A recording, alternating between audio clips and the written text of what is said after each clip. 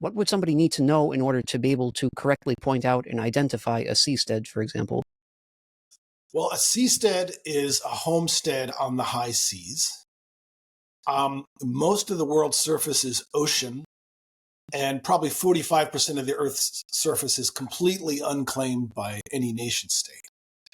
And if instead of thinking about going to Mars, we should think about colonizing this planet, which should be called planet Ocean, not planet Earth. And what's unique about seasteads is they would float permanently at sea in the best case scenario. You would never come to land. And these would eventually become startup societies. So I think of it as a Silicon Valley sensibility brought to the problem of governments sucking, which is if you think we're going to solve problems by startups, you can think of seasteads as the mobile phone answer to Hewlett-Packard. Hewlett-Packard was a virtual monopoly, not quite. Steve Wozniak worked there. He had this idea for the personal computer. He was rejected 5 times, presenting it on 5 separate occasions to Hewlett-Packard.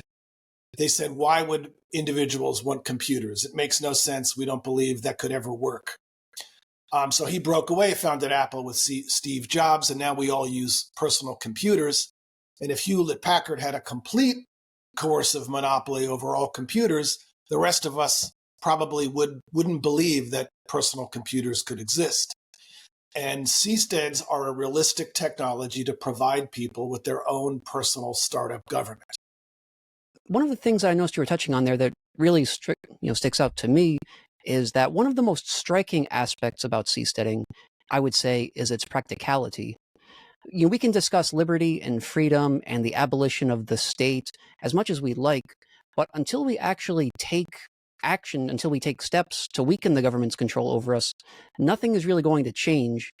So yes, this takes libertarian principles and puts them into practice, as it were.